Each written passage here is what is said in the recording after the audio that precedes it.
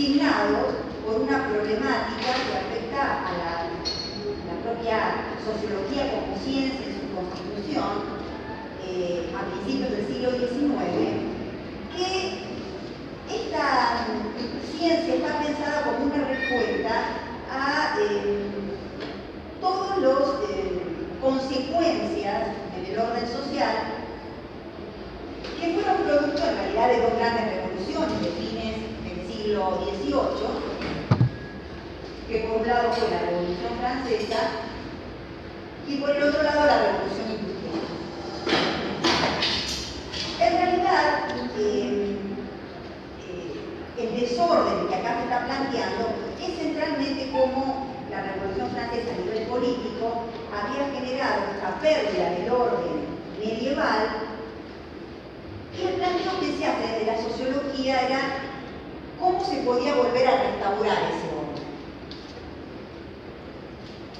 Lo que serían los padres fundadores, y lo vamos a ver después con Durkheim, que es el que expresa esa línea, que sería la del positivismo, va a pensar la sociedad y ese orden, desde un orden moral, totalmente distinto al planteo que nosotros vamos a ver hoy con Weber. Pero sí, es lo que nosotros es imprescindible ver para poder entender cómo Weber va construyendo el acceso al conocimiento científico, su metodología y esta noción de acción social, que va a ser el núcleo, a partir sí de distintas discusiones o debates que se ya daban en la sociología alemana. Entonces nosotros lo que vamos a ver es algunos planteos, previos a entrar específicamente en Weber, pero necesarios, de una serie de sociólogos alemanes con los cuales Weber discute y de muchos toma algunos elementos y rechaza otros. Por supuesto que la sociología alemana trajo una distinción o van a incluir en esta sociología alemana conceptos que vienen del pensamiento de Hegel, que tienen que ver con una distinción entre lo que es por un lado la sociedad y el Estado, donde en realidad la sociedad se la ve como si fuese una realidad orgánica y el Estado se lo ve como si es una creación artificial. O sea, por un lado, estas son influencias que tiene la sociología alemana. También vamos a ver influencias tanto del psicologismo como del historicismo. Ahora vamos a ir viendo cómo se expresa, en qué autores, en qué problemáticas y qué toma ver y qué discute. Ahí van a aparecer algunos autores que van a tratar de aplicar a la sociedad como una especie de psicología colectiva para tratar de analizarla. Y también, obviamente, algunos autores que vienen del historicismo alemán, que era una corriente muy fuerte en esta época, que en general el tema es que van a orientar sus interpretaciones a lo que serían fenómenos particulares, históricos, pero siempre considerando que es imposible establecer regularidades en la historia. Desde ya que también va a haber, vamos a tener el marxismo como una corriente también muy fuerte, con la que Weber va a discutir, lo mismo que el positivismo, que está expresado más bien en lo que sería la tradición francesa. Aunque vamos a ver que hay algunos dentro de estos sociólogos alemanes que va a tomar un poco esa posición positivista, que son los menos. Porque en realidad esta tradición positivista que es muy fuerte en Francia, que ya vamos a ver en el caso de Durkheim y todos los padres fundadores, no es una corriente que tenga demasiada aceptación dentro de Alemania. Bueno, como yo les decía, esta serie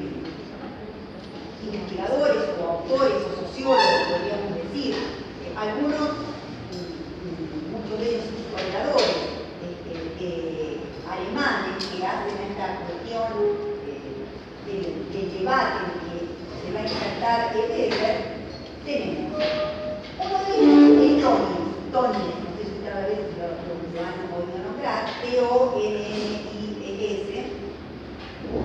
es un sociólogo alemán reconocido,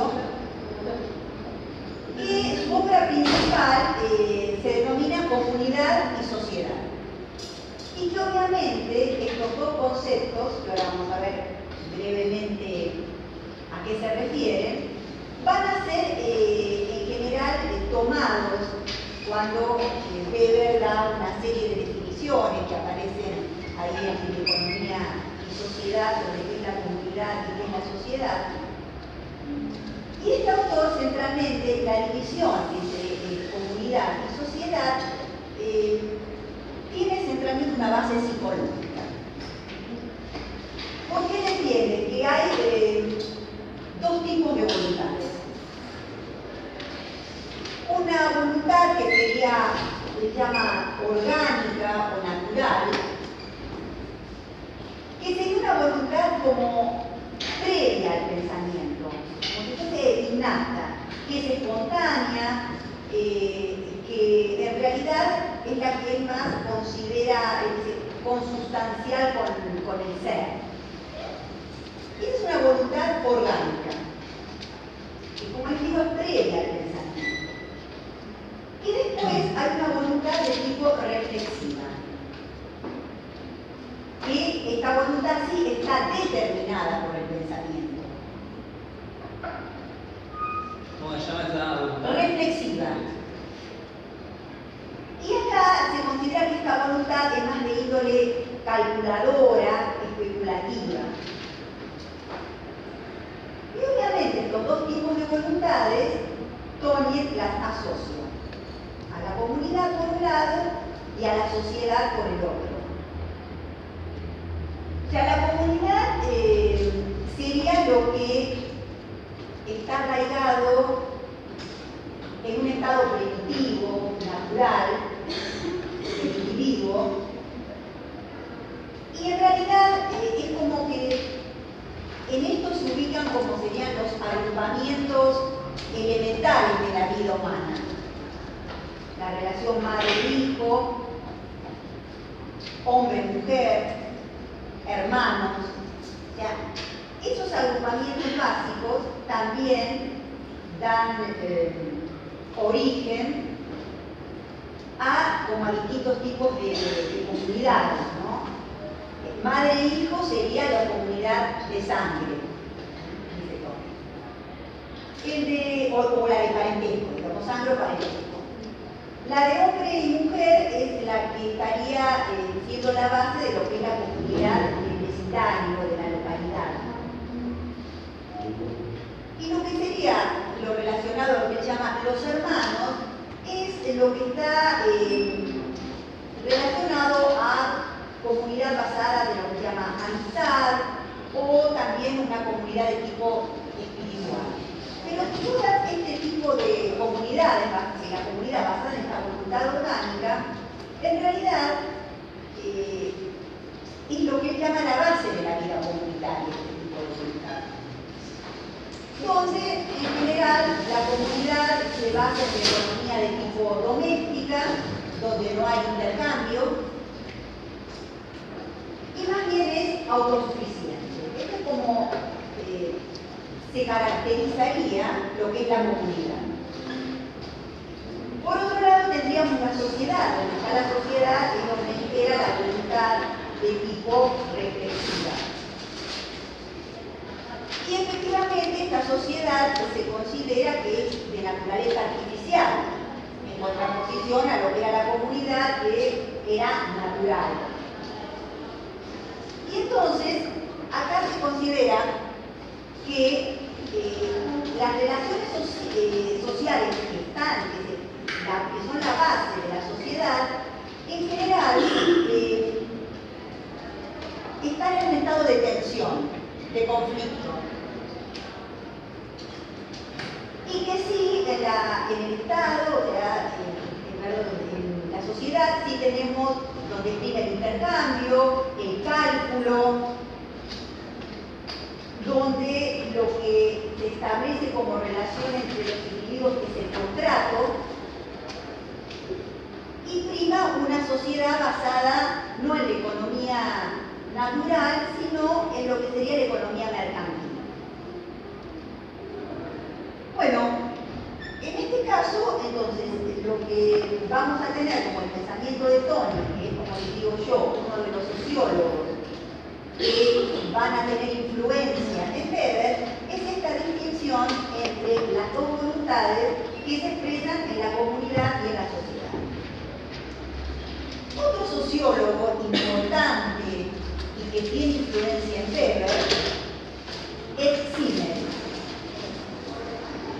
Simmel en realidad es el que yo les mencionaba, que en realidad podemos decir que es el único de estos sociólogos que vamos a estar viendo y que tiene influencia en Weber, que él se declara partidario del positivismo. Y es más, él pensaba que la sociología era como una manera de filosofar. Era como una reflexión metafísica, decía él. Y en realidad él se va a definir como el fundador de lo que se llama la sociología formal. ¿Por qué sociología formal? Aquí apunta esto, que Weber va a tomar algunas conclusiones. Él hace tres observaciones. Él dice, bueno, los individuos actúan llevados por diversos motivos, que pueden ser de interés personal, religioso, político, por una emoción, no importa, por lo que sea. Entonces, esto para él corresponde a la psicología. Y a la psicología se tendría que ocupar de estas cuestiones. Otra observación que realiza es que también los individuos interactúan con otros individuos. Estas relaciones entre los individuos, para él, se tendría que ocupar la psicología social. O sea, de ninguna de estas dos cosas, según él, se tendría que ocupar la sociología. ¿De qué entonces se ocuparía para Simmel la sociología? Bueno, es lo que dice que en general las actividades que desarrollan los individuos siempre se dan bajo ciertas formas, como por ejemplo ciertas configuraciones, como es el Estado, la Iglesia, la familia, la escuela. O sea, los individuos desarrollan siempre sus actividades dentro de estas formas. Y esto es el objeto de la sociología. Esas formas dentro de las cuales los individuos desarrollan sus acciones, que para Simmel son formas, eso es el objeto de la sociología. No ni las motivaciones, ni las relaciones entre las acciones de los individuos. Para él, una ciencia no se va a definir por su objeto de estudio, porque él considera que puede haber distintas ciencias que tengan el mismo objeto de estudio. Entonces, en realidad, lo específico es el punto de vista, el abordaje desde el cual se analiza ese objeto. Porque, bueno, el ser humano, por ejemplo, puede ser objeto de estudio de la biología, como también de la sociología o de la psicología. Entonces, el objeto de estudio es el mismo. Acá lo importante sería desde qué perspectiva cada ciencia aborda ese objeto de estudio. Entonces, en realidad, él dice que la sociedad es creación de los hombres y que solo existe donde interactúan muchos individuos. Pero que estas interacciones solo se pueden expresar a través de un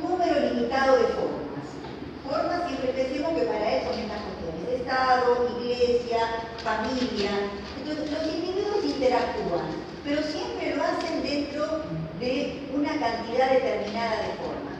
Y eso, según Zimmer, es lo que tiene que estudiar la sociología.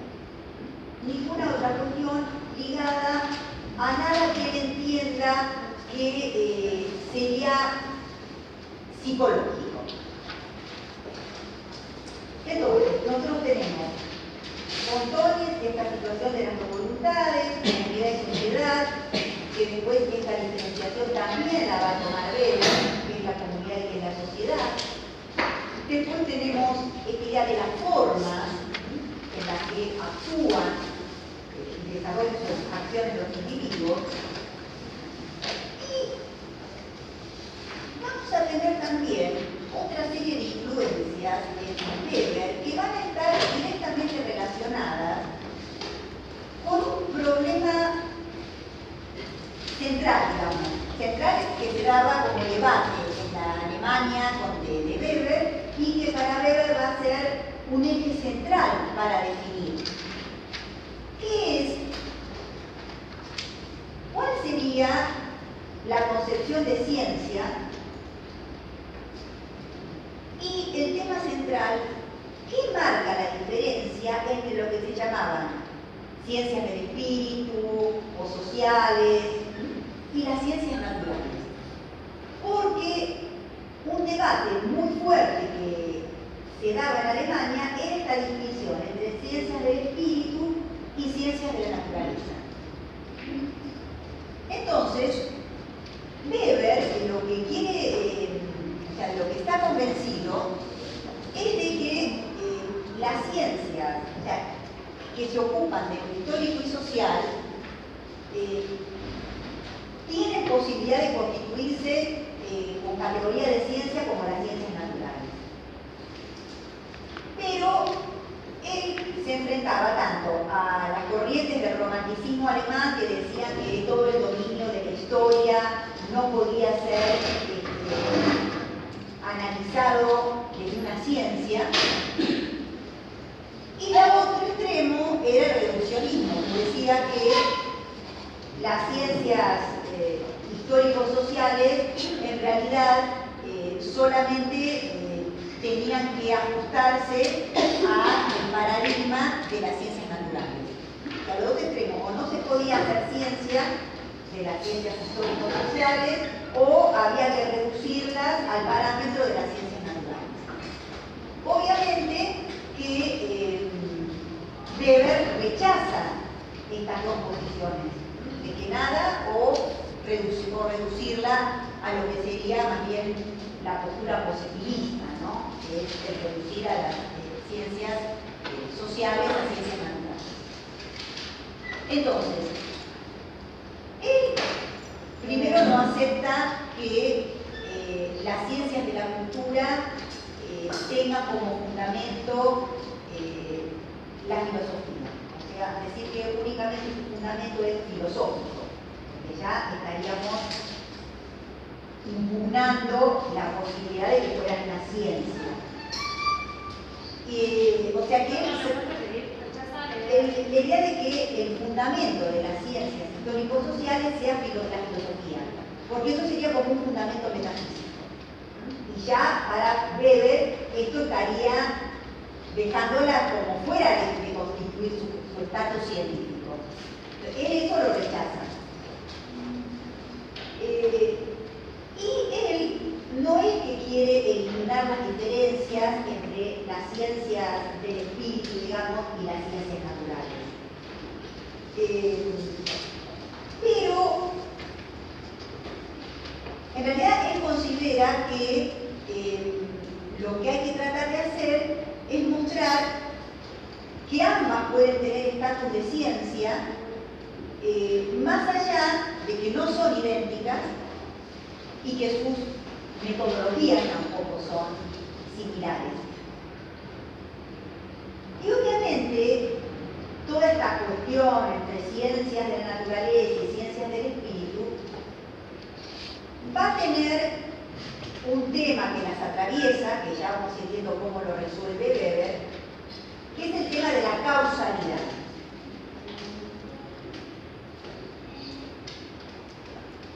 Y para Weber,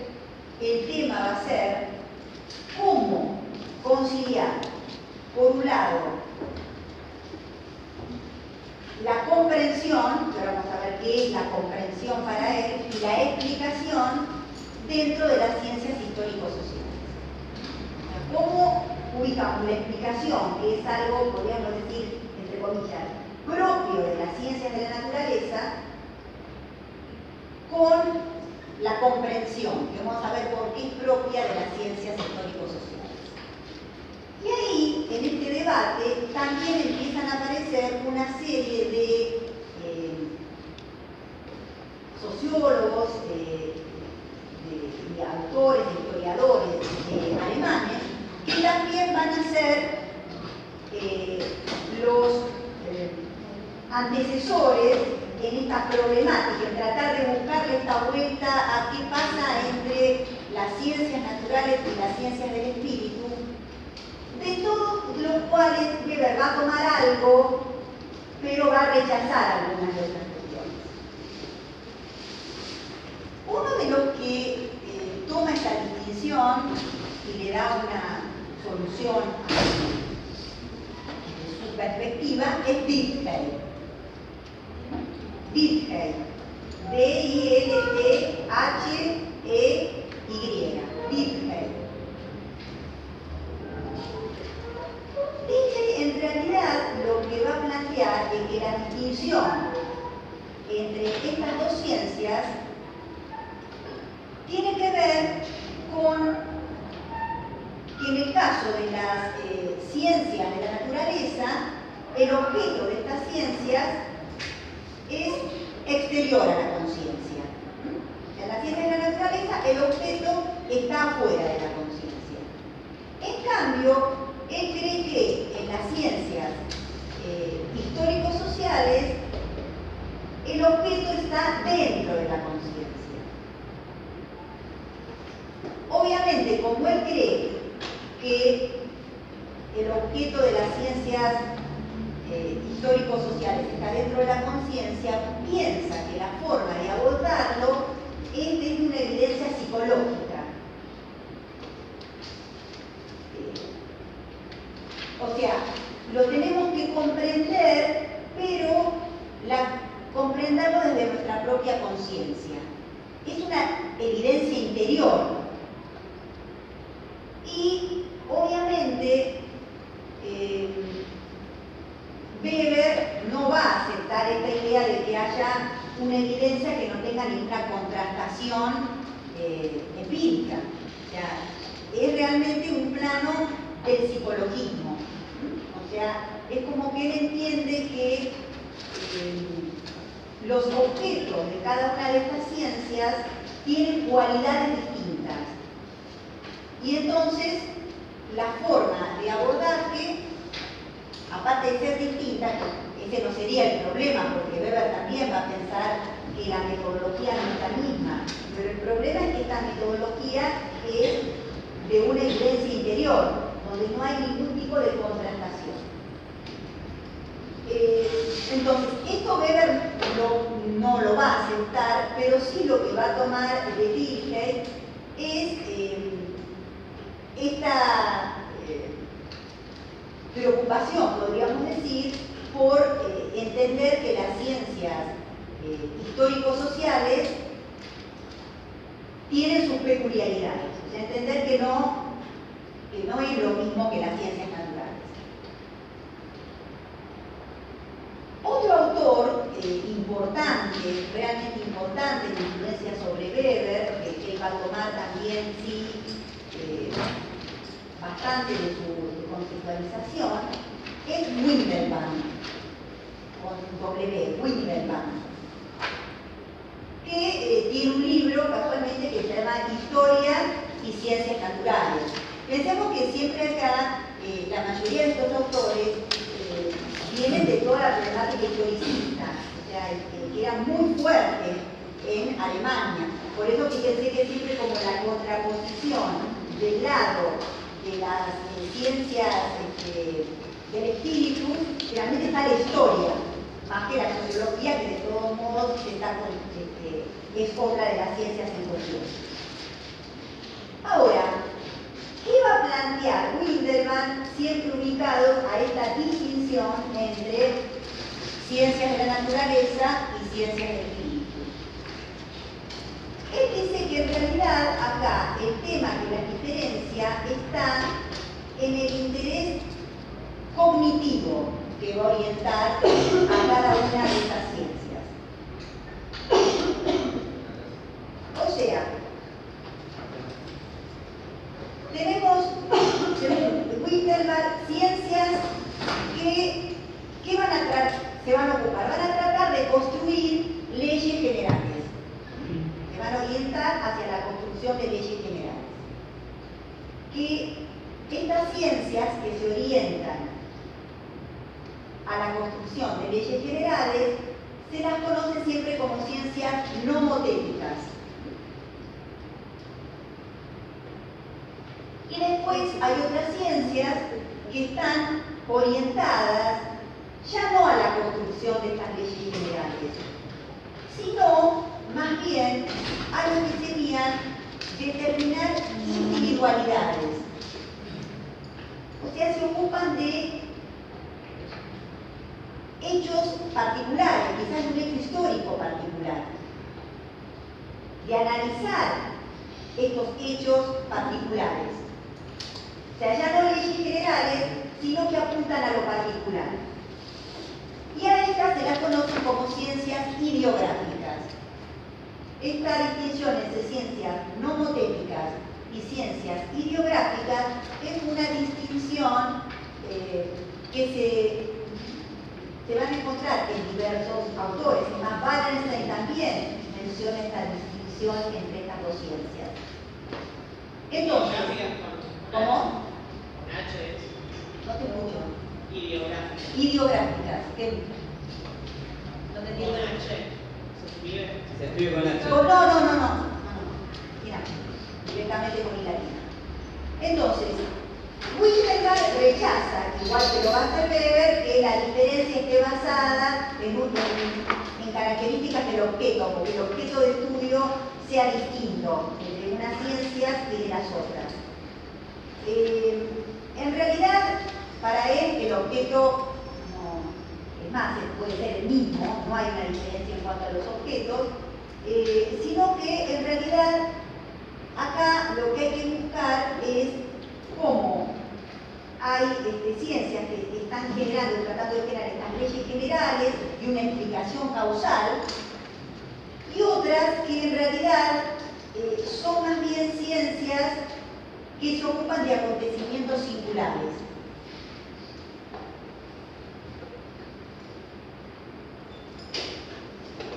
De todos modos, él considera que en ambos tipos de ciencia es necesaria la explicación, tanto en las nomotécnicas como en las ideográficas. Y esto obviamente va a ser algo en lo que Weber va a coincidir. Perdona, para él entonces lo que hay que buscar es por qué hay ciencias que se ocupan de leyes causales o de aplicación y otras.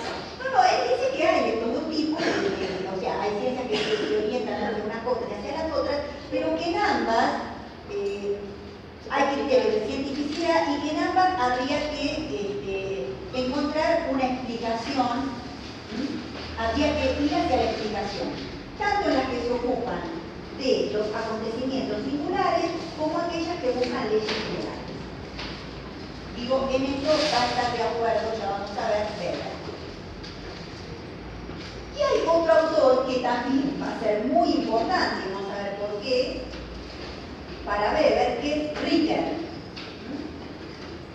Escribe con C-R-I-C-K-E-R-T. Ritter.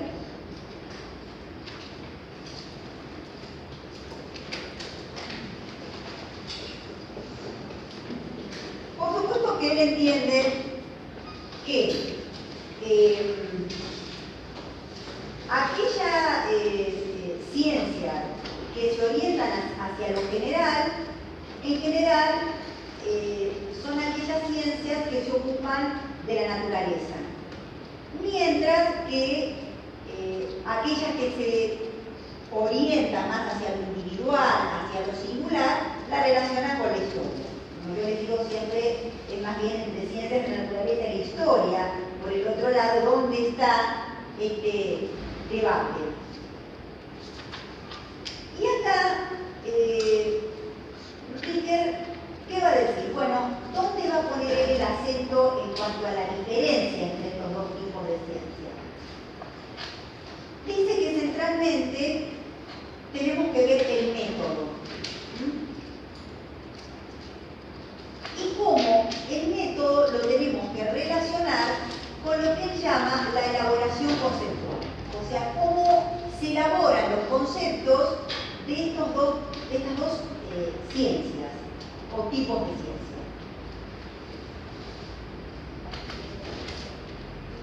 ¿Cuál sería el sistema de categorías que va a permitir, acá refiriéndose a la historia, ¿no? ¿Cómo hacemos en el tema de la historia? ¿Cómo construimos un sistema de categorías? Porque hay que, digamos, para que sea una ciencia tiene que tener un sistema conceptual.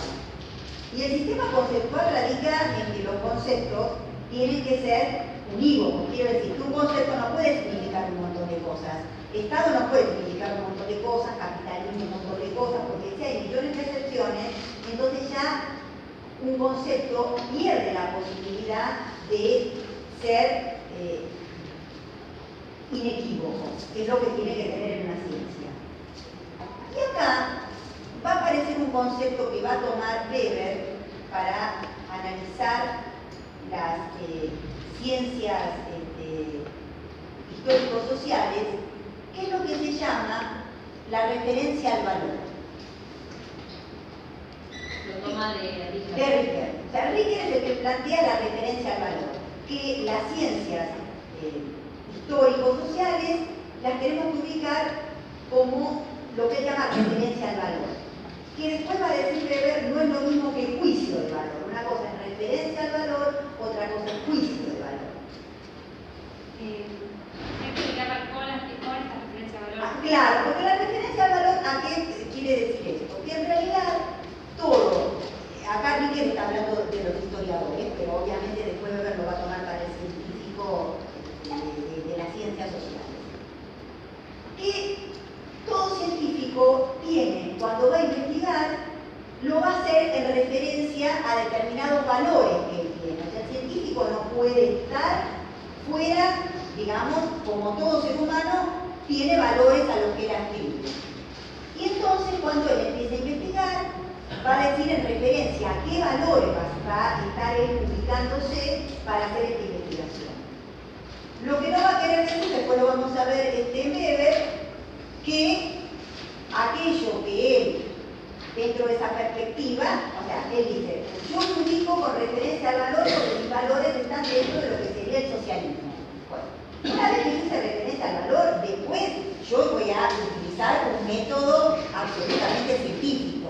O sea, no es, pero tengo que decir que aquello que yo voy a estar obteniendo son resultados dentro de una perspectiva que yo elegí como científico en relación a estos valores que tienen que estar explicitados. Esto es la referencia al valor de la que habla Tilke y que toma Weber. Pero ¿cuál va a ser la diferencia acá? Tilke después va a suponer que hay valores que son universales.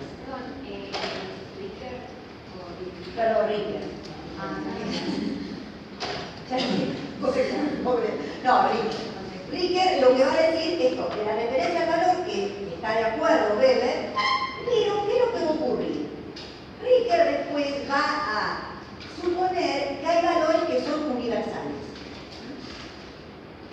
Y acá, o sea, que hay valores universales dentro de la realidad cultural. ¿Qué quiere decir? Que va a haber valores que se van a ajustar a toda época y que van a valer en todas las culturas. Y ahí ya Weber eso no lo. Porque en realidad Weber piensa que no hay valores que sean universales. Los valores para él siempre, ya vamos a ver, pueden ser espíritu, pero aparte siempre son propios de una determinada realidad cultural. Entonces, para él, la referencia al valor es algo ineludible dentro de las ciencias sociales.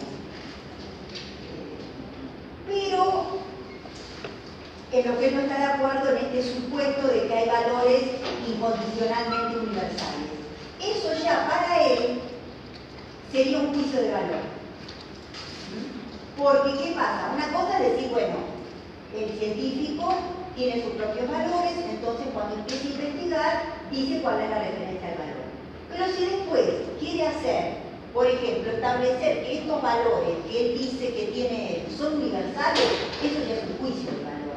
Porque está considerando que esos valores son mejores o son los válidos. Ya eso, la ciencia no se ocupa de decir qué es lo bueno y qué es lo malo. ¿Qué es lo que debe ser? No. Eso ya es un juicio de valor. Entonces, ¿se entiende cuál es la diferencia entre referencia al valor, es decir, bueno, yo analizo dentro de estos valores, y otra cosa es un juicio de valor? Es decir, estos valores son los mejores, son los universales, son los válidos para todo momento. Eso ya es un juicio de valor. Con lo cual, obviamente, Weber, bajo ningún punto de vista, entiende que la ciencia tenga que hacer juicios de valor.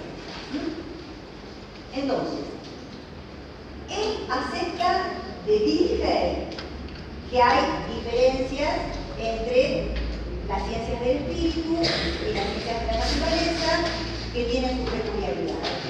Pero rechaza ese psicologismo de Dilthey, que era buscar una evidencia interna de nuestra conciencia.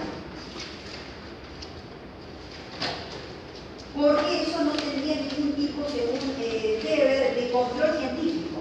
¿Cómo yo controlo científicamente algo que digo que es una evidencia de mi conciencia? No tendría ninguna forma de tener un control científico. Pero ahora volvimos a hablar de Claro, exacto. Por eso yo le fui diciendo, teníamos a Dilthey, a Windelband y tenemos también a Ritter. Entonces, vuelvo a retomar, como para ir cerrando esto, que él tomó de cada uno de estos tres autores, especialmente en este debate de la distinción entre estas dos ciencias. Porque este es un debate central para entender dónde se posiciona Weber en relación a las ciencias sociales como ciencia, pero diferentes a la ciencia de la naturaleza. Entonces, de Dilthey, digamos, como cerrando, toma esta idea de las cualidades diferentes de las ciencias sociales, pero sin caer en que son un objeto de conciencia interna. De Windelband, como yo les decía, también de Windelband centralmente toma esto de que hay ciencias nomotécnicas y ciencias ideográficas. Y ahora vamos a ver, porque fíjense, estas ciencias nomotécnicas que buscan generalizaciones, leyes generales, obviamente responden a un esquema de causa y efecto. Se supone que este ámbito, que sería el propio de las ciencias naturales, busca establecer leyes relacionadas a poder establecer la causalidad, porque una determinada causa va a tener como una determinada consecuencia. Este es un esquema de causa y efecto. Las ciencias que se ubican más en lo que sería lo singular, los acontecimientos singulares, en general toman otro esquema, que es un esquema teleológico. ¿Qué es un esquema teleológico? Que hay determinados fines, nos ponemos fines, y para llegar a esos fines, ¿qué tenemos que tener? Medios para llegar a esos fines. Vamos a ver cómo Weber va a combinar estos dos esquemas en la sociología. Cómo él va a demostrar que se puede combinar el esquema causal, explicación causal, que sería propio de las ciencias naturales, con un esquema teleológico, que va a ser también más propio de las ciencias históricas y de las ciencias sociales. ¿El tema cómo? Hay un Causal. esquema causal, de explicación causal, y un esquema teleológico, que es de fines y medios. O sea, hay fines que se proponen los individuos y tienen que conseguir medios para alcanzar esos fines. Eso es lo teleológico. Una dupla entre medio y fin. Ahora, hay dos formas de tratamiento científico de la realidad que acá se vuelve a repetir, digamos, porque tenemos por un lado las ciencias de leyes, que son estas ciencias que pueden establecer leyes generales, donde hay, tienen como objetivo que estas leyes tengan validez universal y que quieren tratar de encontrar conceptos que sean lo más abstractos posibles. ¿Para qué? Para que abarquen la mayor extensión de fenómenos. Cuanto más abstracto es, yo abarco, tengo más cosas que entran bajo ese concepto. Y obviamente, del otro lado, ¿qué? Las ciencias de la realidad, que está ahí la historia. Obviamente donde estamos planteando que trate de llenar aquellos espacios que quedan, digamos, que hay lagunas, en donde las leyes, o sea, estas ciencias que establecen leyes generales, no pueden explicar algunos ámbitos de la realidad. Entonces acá, lo que se va a empezar a plantear como objetivo Weber es cómo podemos construir conceptos que sean adecuados para la clasificación de las ciencias. ¿Por qué? Porque para Weber, nosotros dijimos, acá hay un tema que hay que resolver. Porque Weber decía que hay que resolver, que era este tema de la causalidad.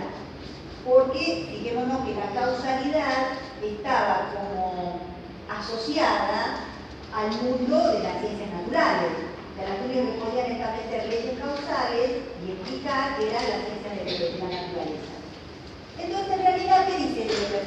Que no entiende que causalidad sea igual que legalidad. ¿Qué quiere decir? Que únicamente la causalidad se explique a través de leyes. Que la causalidad no tiene por qué estar asociada o ser equivalente a un concepto de legalidad, o sea, de leyes.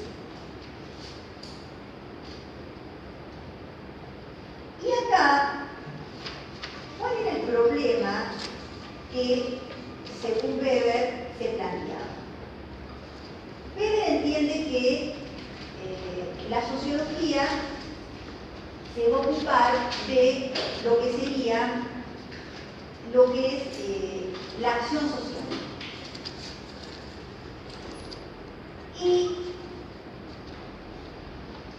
la acción social, las acciones humanas centralmente para Weber, se van a caracterizar por tener sentido. O sea, una acción humana con sentido es de lo que se va a ocupar la sociología. Y esta idea del sentido, o sea, de algo que tiene sentido, obviamente no lo encontramos en las ciencias de la naturaleza. En las ciencias de la naturaleza no hay cosas con sentido, o sea, con significado. Una acción social es una acción que realiza un individuo que tiene que tener sentido, o sea, significado. Esa acción tiene un motivo, tiene un significado, que está en relación a otros. Esos otros no quiere decir que estén presentes, pueden no estar presentes, pero la acción se refiere a otros, presentes o ausentes, y siempre tiene que tener un significado. La acción social tiene significado. Las acciones humanas para Weber tienen sentido, que es lo que no vamos a encontrar en el ámbito de las ciencias de la naturaleza. Esa es una cualidad, digamos, que vamos a encontrar dentro del ámbito de la sociología, de lo que se va a ocupar la sociología. Entonces, ¿qué pasa? El problema con la acción social es que había autores que decían que en realidad, como los individuos son personas, o sea, las personas, los individuos tienen libertad, o sea, las acciones son libres, esa libertad la asociaban directamente a que las acciones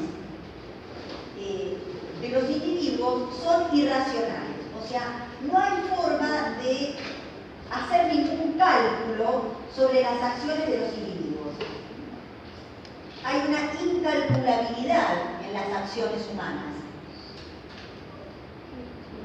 Ante esta postura, obviamente, que Weber no va a compartir, si yo no puedo calcular nada de las acciones humanas, entonces no voy a poder aplicar una explicación causal, porque si es incalculable, ¿cómo hago yo para aplicar una explicación? ¿Cómo explicar algo que no le puedo aplicar ningún cálculo? Entonces, ante esta situación, ¿qué va a decir Weber? No, en realidad, esto, desde ya que él no acepta que haya diferencias objetivas, esto entre comillas, entre las ciencias de la naturaleza y las ciencias del espíritu. En principio, él no acepta estas diferenciaciones. Porque en realidad él lo que piensa es que la acción humana puede realmente ser calculable. O sea, él desecha esta idea de que las acciones humanas no se pueden calcular. Frente a otros autores que, como yo les digo, hacían este planteo. Porque lo asociaban, hacían acción humana es irracional y es incalculable. Ahora, ¿por qué hacían esta asociación? Porque suponían como que las ciencias humanas, las ciencias del espíritu, tenían como una dignidad, vamos a decir así, particular, asociada a esta libertad de los individuos y a esta irracionalidad e incalculabilidad de las acciones humanas.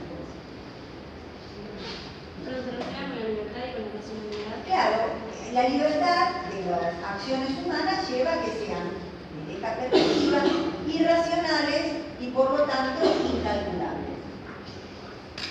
Pero rechaza esta idea de la acción social y de las acciones humanas como irracionales e incalculables. ¿Por qué? Primero, Weber dice que no hay ninguna diferencia en cuanto a la calculabilidad que se puede aplicar en un proceso natural o en un proceso social. Para repetir, que no hay ninguna diferencia en cuanto A la calculabilidad, porque, por ejemplo, él da el caso de la meteorología. Dice, bueno, la meteorología puede ser absolutamente imprevisible, quiero decir, no podemos decir que que sea una previsión segura la que hace la meteorología. ¿Qué calculabilidad? Puede ser totalmente insegura y estamos dentro de lo que sería la ciencia naturales. Lo que pasa es que en realidad no se puede determinar la cuota de previsibilidad, o sea, cuánta previsibilidad tiene cada ciencia. Igual, aparte para Weber, tampoco la previsibilidad es el tema central de debate, porque o sea, metodológicamente lo importante no es la previsibilidad o no. Porque, por ejemplo, da también un ejemplo que dice, bueno, si nosotros tenemos un bloque de granito y se rompe, no sabemos en cuántos pedazos ni de qué tamaño se van a romper ese bloque de granito. No podemos calcular eso. O sea, no hay una absoluta calculabilidad en eso, que es un fenómeno en todo caso que no es una acción humana, como tampoco podemos hacerlo en algunos temas de las ciencias histórico-sociales. O sea, es similar, lo que quiere decir que en este caso es similar el problema de la calculabilidad tanto en las ciencias naturales como en las ciencias sociales. Este tema de la calculabilidad y la previsibilidad no es algo que marque una diferencia significativa entre ambas ciencias. Entonces, ¿qué es lo que él va? Obviamente que él rechaza la idea de que las ciencias naturales tienen un plus de calculabilidad. O sea, ¿Cuál es? que las ciencias naturales, él no está de acuerdo en que las ciencias naturales tengan un plus de calculabilidad, o sea, que sean más calculables que las ciencias sociales. O sea, hay toda una corriente que dice, no, se puede calcular mejor en las ciencias naturales. En realidad, él va a ir como por la inversión de esta situación.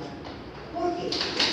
Él va a decir al revés, que en realidad la acción social, en cuanto objeto de estudio, es la que tiene un plus de calculabilidad. El plus de calculabilidad lo vamos a encontrar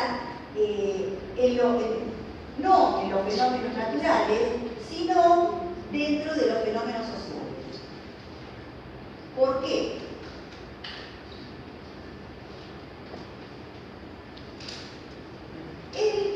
O sea, vamos del otro extremo, o sea, estaba lo que decían que el plus de calculabilidad estaba en la ciencia y en la naturaleza, y Weber no solamente rechaza esta tesis, sino que dice que al revés, hay más calculabilidad para la acción humana. ¿Por qué sería esta posibilidad de calculabilidad en las acciones sociales? Bueno, él lo que dice es que en realidad hay una diferencia metodológica entre ambas ciencias y que en realidad en las ciencias sociales hay que cumplir, podemos decir, con dos exigencias.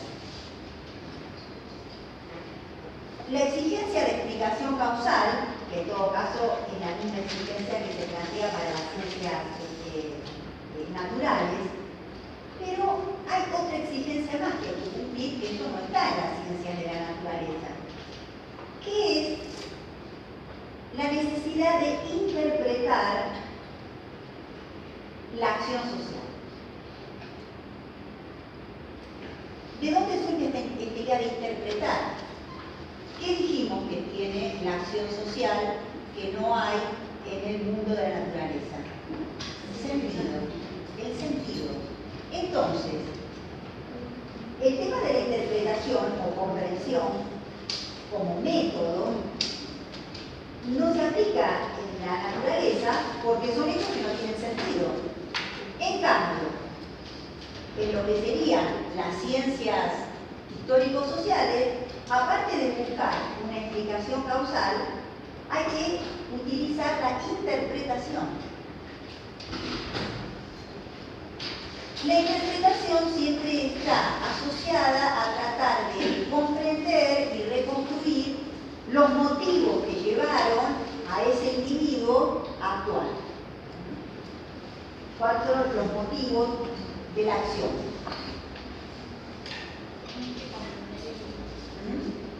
Tratar de buscar y de reconstruir y de calcular en todo caso cuáles han sido esos motivos que llevaron a actuar a ese individuo. Entonces, acá va a haber, según Weber, dos esferas de conocimiento para él.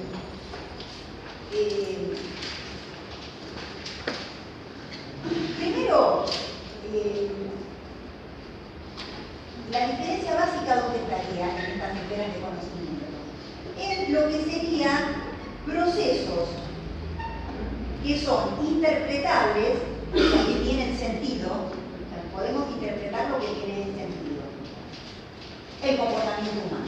¿Qué tiene sentido? El comportamiento humano. Esta es una esfera de conocimiento y son fenómenos interpretables. Ahora, después tenemos otros fenómenos que no son interpretables, porque no tienen sentido. Bueno, esos están dentro de lo que sería las ciencias de la naturaleza. O sea, entonces, hay dos esferas de conocimiento. Sobre aquellos fenómenos que se pueden interpretar y sobre los que no se pueden interpretar. Ahora, todos los fenómenos en los que interviene la acción humana tenemos que tratar de compatibilizar dos esquemas, digamos, para analizar los fenómenos de índole social. Por un lado tenemos el esquema que tiene que ver con la explicación causal. Pero a la vez tenemos toda la otra esfera que está relacionada a los fenómenos de interpretación. Entonces hay que combinar un esquema que alude a la explicación causal con un esquema que tenga que ver con la interpretación y que hace más a tener fines y encontrar medios para obtener esos fines. Ahora,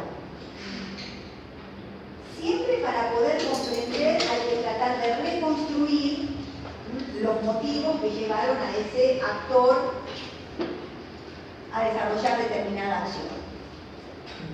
Ahora, obviamente ¿qué es a lo que quiere llegar Weber para la historia y para las ciencias sociales?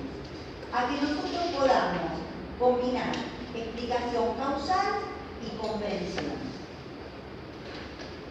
Es ya combinarlas. Claro, exacto, es lo que está buscando, porque, a ver, el problema central estaba en que la explicación causal quedaba para las ciencias naturales y, en cambio, en las ciencias histórico-sociales, si no nos quedaba la interpretación o la comprensión.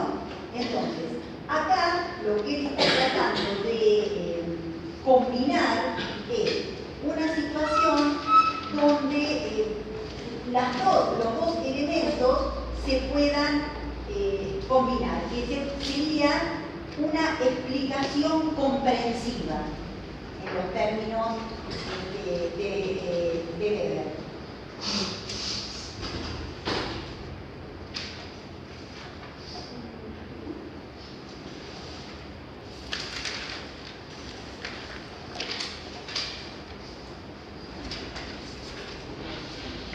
Entonces, él va a decir que acá nosotros tenemos que aplicar en ese proceso de conocimiento, primero, hay que tratar de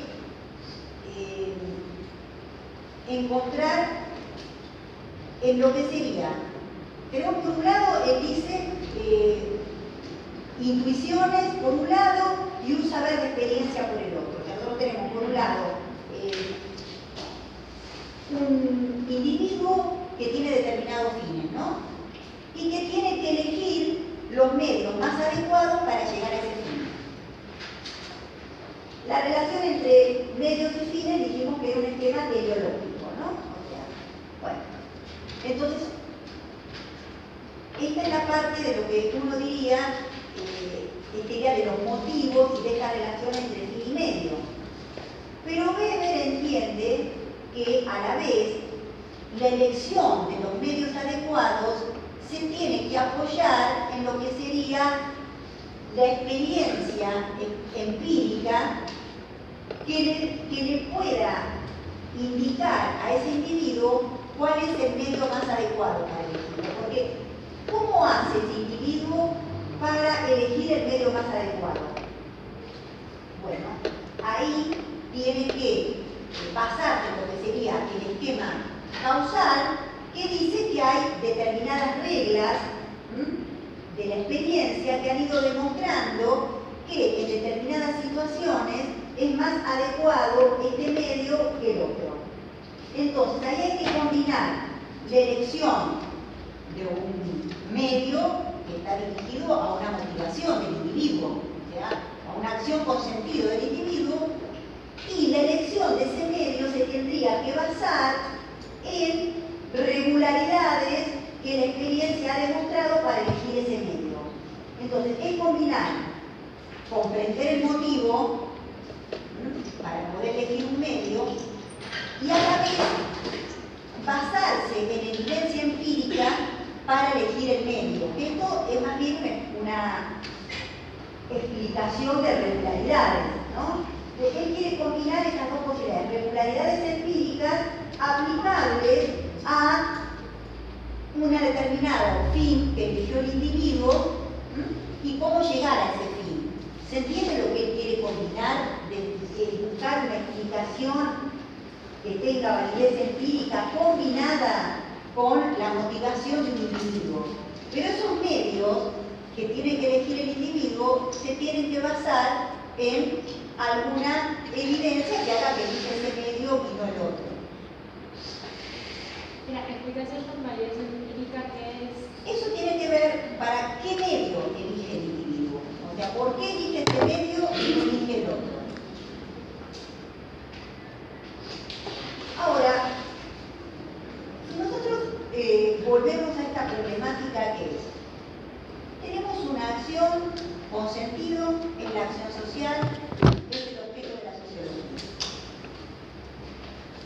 Objeto de la sociología, acciones con sentido y cómo podemos abordar estas acciones con sentido. El método que plantea Weber es la comprensión y la interpretación. Comprensión e interpretación es lo mismo.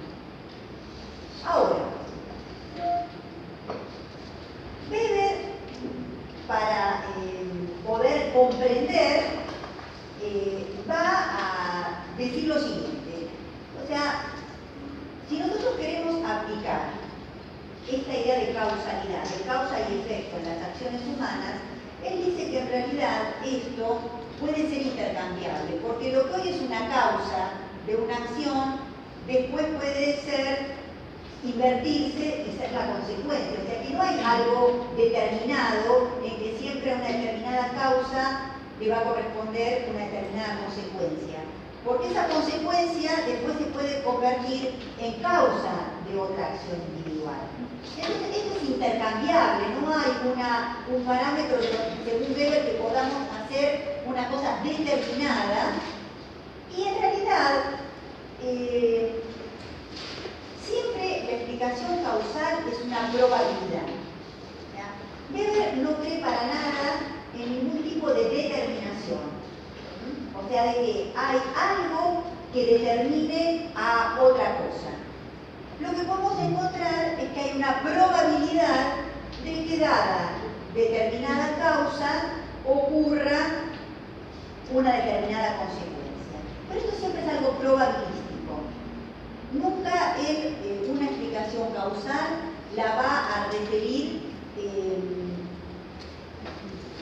a algo determinado. Él piensa que en las ciencias sociales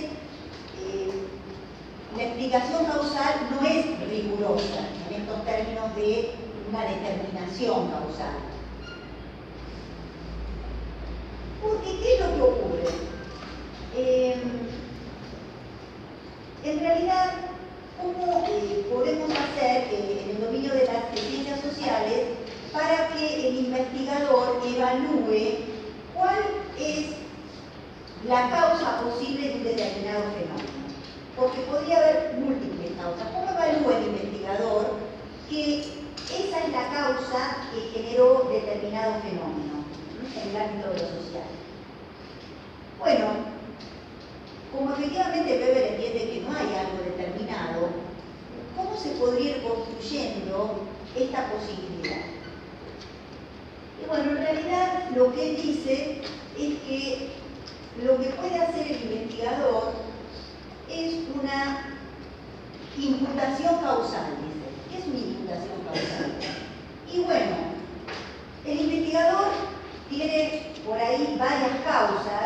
que podrían ser posibles, ¿no?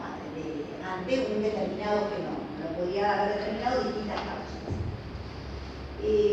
¿Cómo elige o cuál sería la solución para elegir una por encima de la otra? En realidad, es lo que dice que lo que tiene que tratar de ver es de apoyarse en la mayor cantidad de documentos que le estén avalando que una causa es más probable que otra en la generación de ese fenómeno, y en función de esas evidencias que van recabando, imputaría a esa causa el origen, siempre probabilístico, de ese fenómeno. ¿Y cómo podría, por ejemplo, ante esta imputación causal, busca determinados documentos que traten de avalar que es esa causa? ¿Y cómo podría también ver la probabilidad de que sea ella? Él dice, bueno, viendo lo que él llama la posibilidad objetiva. ¿Qué es esto? Bueno, el investigador tiene que tratar de imaginar si en ese curso de acontecimientos que él establece que hay una causa que él estableció que es la que los está generando, él tendría que hacer como un ejercicio de pensar que si esa causa no existiese, ¿cómo hubiesen devenido los acontecimientos? Si no existiese esa causa, hubiesen devenido de la misma manera, y bueno, entonces en realidad esa no era no era importante, no era decisiva esa causa. Objetiva, dijiste que se llamaba. Posibilidad. En cambio, si se ve que esa causa al no estar presente, o mejor dicho, al estar presente, genera todo esto, o sea que si yo la saco, en realidad no es la misma situación, entonces estaría yo determinando que dentro de esas causas que yo estuve evaluando, con los antecedentes y con este ejercicio de ver qué pasa si esa causa está o no, puedo imputar a que sea lo que origina ese fenómeno. Acá lo que hay que tener en cuenta es que siempre estamos en un terreno de la probabilidad. Nunca va a haber para Weber algo que determine un fenómeno. Por eso mismo, ahí ha habido muchas cuestiones cuando él hace esta conexión entre la ética protestante y el surgimiento del capitalismo, que en muchos casos se ha entendido como una determinación de causa y efecto, cuando en realidad para Weber lo que hay es lo que llama una adecuación de sentido. ¿Qué quiere decir? Que hay una relación entre esa ideología que se da en la ética protestante con cómo se va conformando el sistema capitalista, que es una causa, o sea, que está relacionada, pero que no es lo único que explica. Que sí hay una relación que tenemos que entender, porque efectivamente tuvo que ver con esa constitución de la ideología capitalista, pero que nunca hay que ponerlo como una cosa determinada. O sea, para ver la determinación es algo que no está dentro de lo que sería su esquema. Siempre hay probabilidad. ¿Cómo lo llamaste antes la relación del pragmatismo? Una adecuación de sentido. Claro. Uno puede tener una adecuación de sentido y aparte una adecuación causal. O no. Las dos cosas sí o no. ¿Qué quiere decir? Yo puedo ver que hay una relación entre el significado de cómo se conformó el capitalismo en relación al significado de esa ideología, No quiere decir que sea determinante. pero, claro, pero no directamente tengo que pensar que fue la causa de. Yo puedo decir, hay una relación entre el capitalismo y la ideología protestante, pero ¿puedo decir que aparte hay una adecuación causal? o hay otras causas también que influyeron. Entonces, puede haber adecuación de sentido y adecuación causal, puede haber las dos cosas, o no, o simplemente hay una relación como tantas, pero yo no puedo decir que esa sea la causa probable del surgimiento del capitalismo. Adecuación causal solo hay cuando hay una única causa. Única, o por lo menos hay una causa principal que esté dando la probabilidad. O sea, obviamente, Weber en muchos casos quiere buscar una explicación causal y comprensiva, pero lo que se puede, no todos los hechos tienen adecuación causal, pueden tener adecuación de sentido.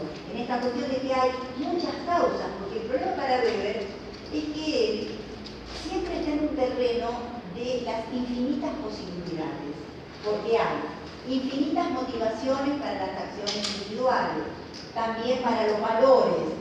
Entonces, es más, él plantea como un politeísmo de valores, ya que hay muchísimos valores y no hay un sistema de valores que sea el predominante.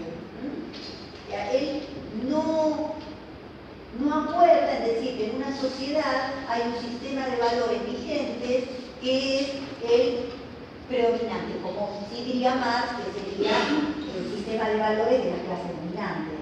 Como para Weber, la sociedad es una suma de individuos, no estamos en una situación donde haya un sistema de valores que esté determinando la elección de los individuos. Entonces, Pero entonces todo lo científico para él es relativo. sí, porque entonces, ¿qué hay que hacer acá? Él utiliza dos elementos para tratar de decir, bueno, pero yo necesito conceptos. ¿Cómo hago para conceptualizar qué es necesario para la ciencia? ¿Qué utilizo para conceptualizar? ¿Qué metodología, qué construcción hago para poder aplicar a estas acciones con sentido, que no puedo aplicarles únicamente esta idea de una legalidad, de una causa y un efecto? Entonces, por un lado está esto que yo decía, que todo científico tiene que tener una referencia a un valor, ¿no? O sea, decir, estos son mis valores, yo como individuo elijo estos valores y desde este recorte que yo selecciono, investigo. Después la investigación sí es rigurosa, pero tiene que estar la referencia a los valores. Y el otro elemento que él va a utilizar para que la sociología sea una ciencia que tenga una conceptualización como toda ciencia debe tener, es lo que ustedes deben haber escuchado ya en algún momento, que es la construcción de los tipos ideales. O sea, Weber establece o crea una metodología que se basa en tipos ideales. ¿Qué son estos tipos ideales? Bueno, a ver, la ciencia no puede abarcar toda la realidad. La realidad es infinita, ¿no? O sea, no puede todos los elementos estar abarcados por el conocimiento científico. Y tampoco la ciencia es una copia de la realidad. Eso es imposible. Entonces, lo que tiene que tratar de ver es cómo articula un conocimiento que es fragmentario, porque está en distintas parcelas ese conocimiento. Entonces, lo que va a construir Weber es el tipo ideal, que es una construcción mental que hace el investigador. Es una construcción mental que hace el investigador.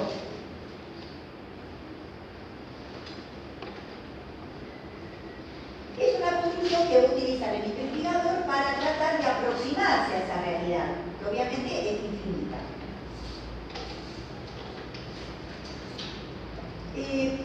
Para construir el tipo ideal, ¿qué tiene que hacer el investigador?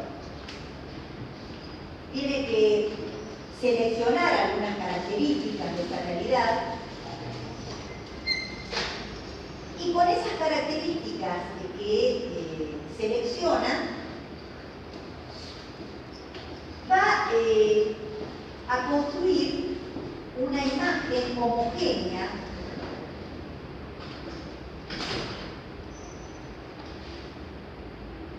para tratar de explicar esa parte de la realidad que no es la realidad, porque él seleccionó una serie de elementos, que por supuesto esos elementos que selecciona para construir el tipo ideal tienen que ver con esa referencia a valores que decíamos que tiene el investigador. En función de eso, selecciona y arma una tipología, que son combinaciones de elementos que después, eso que creó el investigador, que no se da en la realidad, ¿qué va a hacer? Va a ir a la realidad y va a tratar de ver en cuánto esa realidad se acerca o se aleja de esa tipología que construyó. Por ejemplo, Weber construye una tipología de la acción social. O sea, él habla de 4 tipos de acción social. Hay una acción social que tiene que ver con lo que él llama tradicional. Bueno, la acción social tradicional es una acción que está movida por las tradiciones, donde el individuo actúa en función de esas costumbres arraigadas que tiene. Este es un tipo de acción social. Otro tipo de acción social es lo que él llama afectiva. Bueno, la acción social afectiva es la que mueve al individuo, sus motivos tienen que ver afectos y emociones, de diversa índole, pero ese es el motivo que lleva, puede ser el amor, el odio, la amistad, cosas. Son afectos que mueven a los individuos.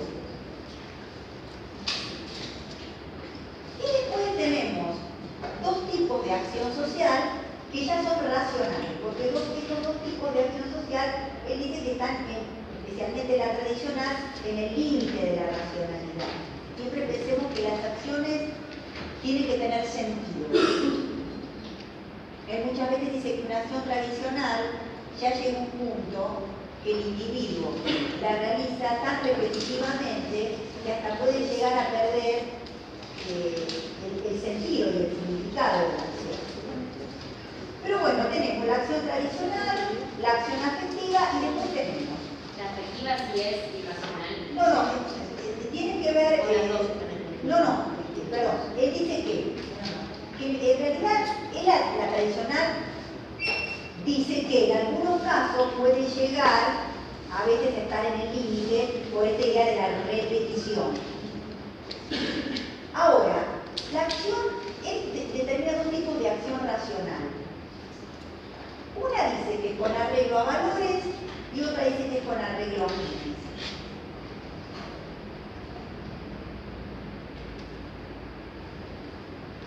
La acción racional con arreglo a valores es cuando el individuo, su acción la motiva un determinado valor. O sea, puede ser un valor religioso, un valor político, un valor humanitario, filosófico, pero la diferencia con la acción afectiva es que en esta acción el individuo es consciente de que está persiguiendo ese valor, que se mueve siguiendo ese valor.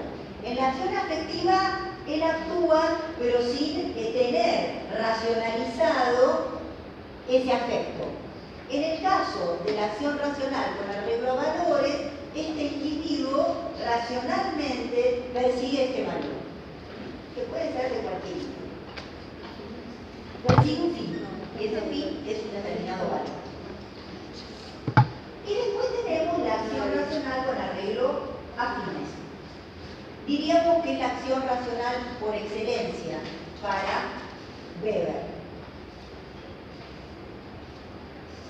Porque en realidad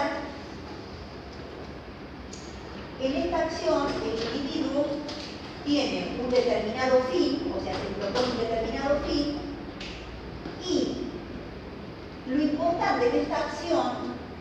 la elección de los medios adecuados para llegar a ese fin. O sea, lo importante no es el fin, sino los medios. Es una acción racional que podríamos decir es la base de lo que Weber luego va a llamar la racionalidad formal, o sea, la racionalidad propia del capitalismo, la racionalidad del cálculo. O sea, lo importante en esta acción es que el individuo calcule cuáles son los medios más adecuados. Es la acción que sería el modelo de eficiencia. O sea, aquel que actúa eficientemente es el que utiliza el medio más adecuado para conseguir ese fin. Entonces, por supuesto que para Weber, cuando él tiene estos distintos tipos de acción social, a ver, nunca va a haber en la realidad un individuo que actúe totalmente en forma tradicional, totalmente en forma racional con arreglo a valores. Siempre se va a aproximar o no a alguno de estos tipos. Entonces, el tipo ideal lo que hace es, se lo utiliza para ver en cuánto quizás lo que está ocurriendo en esa realidad se acerca o se aleja a ese tipo ideal que es una construcción del investigador. No lo encontramos en la realidad. Sirve como un instrumento metodológico para poder aplicar e interpretar, en este caso, acciones de los individuos. Ver si esos individuos, podríamos decir, son más o menos racionales en sus acciones. Entonces tenemos esta tipología, que es como cuando Weber también, dentro de análisis que hace, por ejemplo, de los tipos de dominación.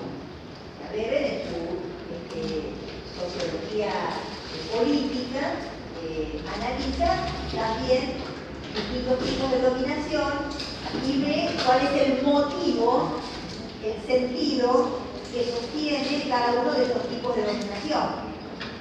Y por eso la va a ser legítima. Ahí también hay motivos. Y también aplica una tipología de los distintos tipos de dominación. Va a tener una dominación de tipo racional legal, que es la propia de las sociedades modernas, donde el motivo es la creencia en la legalidad. Eso es lo que hace la legitimidad. Racional legal. Racional legal. La dominación racional legal es la propia del Estado moderno, de las sociedades de la empresa también moderna, que tiene esta idea de que todos los que dominan y los dominados tienen que respetar las normas. El que domina también se tiene que atener a las normas. Entonces cuando él dice, bueno, el motivo que sostiene esta dominación que la hace legítima, ¿cuál es? Esa creencia en las leyes, en la posibilidad de que sean las leyes las que establezcan el funcionamiento de lo social. Cuando tenemos una dominación que dice de tipo tradicional, y bueno, ahí en realidad, ¿por qué los dominados? ¿Cuál es el motivo para aceptar esa dominación?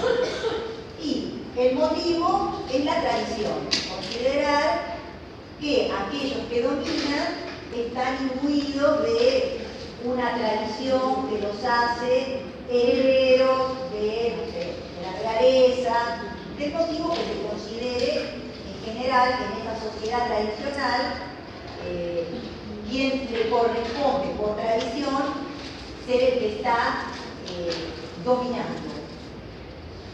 Y después tenemos la dominación carismática, que es el otro tipo de dominación de la que habla Weber. Este tipo de dominación, ¿en qué se basa el motivo para que se acepte? Y en considerar que aquel que domina tiene una facultad extraordinaria. está puesto en el carisma, ya sea como él dice, el héroe guerrero, el demagogo, bueno. ¿Qué pasa de vuelta con esto que él plantea de los tipos de dominación? Nuevamente, no hay una sociedad donde haya un tipo ideal, o sea, que encontremos un solo tipo de dominación. Siempre este instrumento, que es el tipo ideal, sirve para que uno diga en esa sociedad qué predomina, si se acerca más a una dominación de tipo tradicional o carismática, pero el tipo ideal nunca tiene que ver, o sea, con algo que ocurre realmente.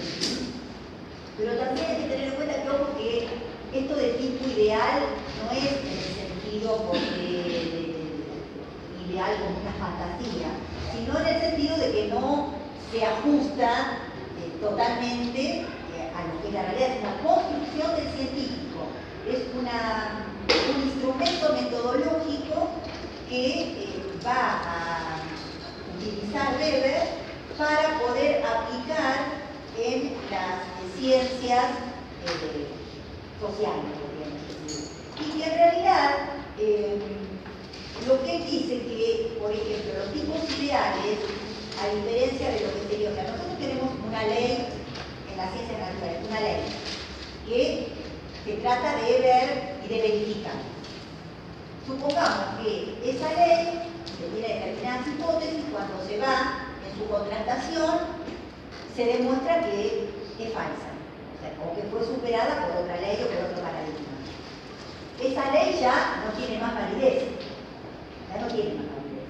En cambio, él dice que con los tipos ideales es distinto, porque si yo, por ejemplo, aplico un tipo ideal y en esa realidad específica no me resulta, podríamos decir, no pierde su validez, lo puedo seguir utilizando. A diferencia de una ley empírica que si yo la contrasté y me resultó que se refuta, no puede seguir teniendo validez. El tipo ideal no, porque es otro tipo de construcción que no tiene esta idea de que tiene que refutarse en la realidad. Puede no servirme para un determinado análisis, una determinada reporte cultural, pero sí lo puedo seguir utilizando sin ningún inconveniente. Entonces, esta es una diferencia entre lo que sería el tipo ideal y una ley, en los términos de una ley general. Entonces, Weber va a tratar de buscar un estatus científico para las ciencias histórico-sociales. No va a pensar, digamos, que tienen que reducirse a ser ciencias naturales, pero tampoco a la imposibilidad de constituirse como ciencias. Entonces, va a buscar como singularidad en los fenómenos sociales e históricos, esto que yo les decía, el sentido, el significado, que sean interpretables esos fenómenos. Y desde esta situación de que tienen sentido, él entiende que de todos modos se pueden calcular, no hay un proceso de irracionalidad, de incalculabilidad. Entonces, ¿qué va a decir? Bueno, vamos a tratar de hacer una explicación comprensiva. Entender, aplicar la interpretación, por el tema de que hay significado, que hay sentido, y después tratar, en la medida de lo posible, de establecer explicaciones, pero no en los términos de las ciencias naturales, ¿no? Sino de buscar evidencias que tengan que ver con acumulación de datos y de evidencia empírica.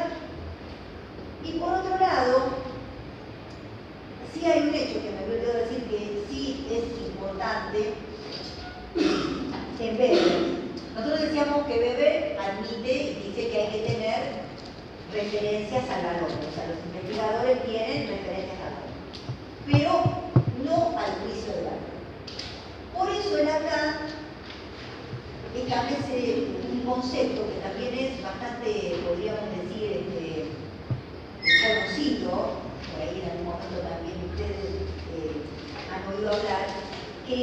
asocia siempre a Weber esta idea de la neutralidad valorativa, que Weber plantea la neutralidad valorativa. ¿Y a qué se refiere eso? Pues por un lado él dice que el científico tiene referencia al valor, o sea, tiene que admitir que tiene valores y los tiene que explicitar. Pero dice no el juicio de valor.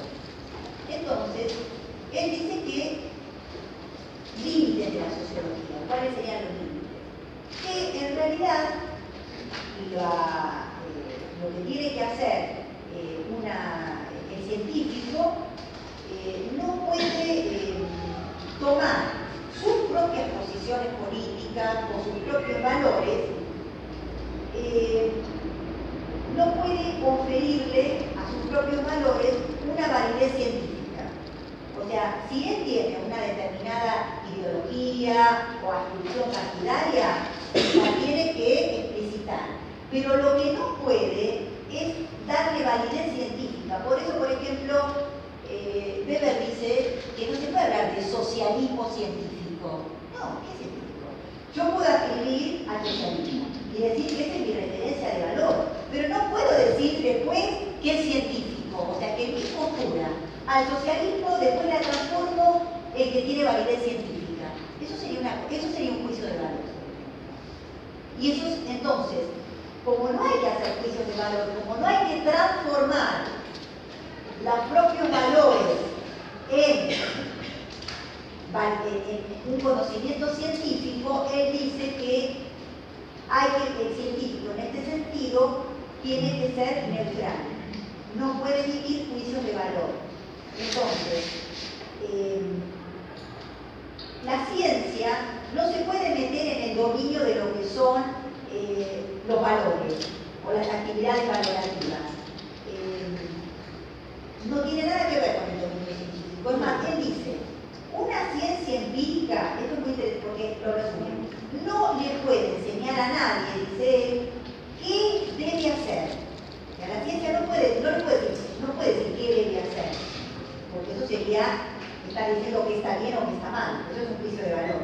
Lo que la ciencia puede hacer es indicar qué se puede hacer y qué se quiere hacer. O sea, científicamente, pues en esta situación se puede hacer esto. Pero yo no puedo decir se debe hacer esto o lo otro. No, porque estos ya son juicios de valor. Y la sociología tiene límites.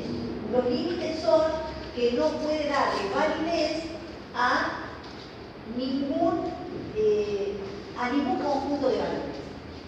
Para Weber, el científico no puede dar valor de estatus científico a ningún sistema de valores. Él escribe, dice yo, esto, pero de ahí a después suponer que esos valores que yo elegí son los que tienen validez y los que todos tendrían que adoptar, ahí lo que el científico tiene que mantener es esta neutralidad valorativa, que es no emitir juicios de valor. Entonces, hay que tener en claro, una cosa es la referencia al valor y la otra cosa son los juicios de valor. Por eso, los límites de la sociología, como ciencia, están dados por esa neutralidad valorativa. Entonces ya, no sé qué me dijo, obviamente para Weber, esa es una cuestión de relativismo. No hay valores universales, no hay valores, ni siquiera hay valores que se consideren los que están siendo impuestos o dominantes en un determinado momento histórico. Pero bueno, esta es la forma que él va a tratar de zanjar, digamos, todo este debate entre qué pasa con unas ciencias y las otras, este debate que se da muy fuertemente en Alemania, y cómo es lo que va a tratar de hacer de buscar una posición intermedia entre estas dos posturas, en la cual se tomen de ambas, manteniendo la peculiaridad de las ciencias sociohistóricas, pero sin perder su estatus de rigurosidad, que es el que se le adjudica a las ciencias naturales.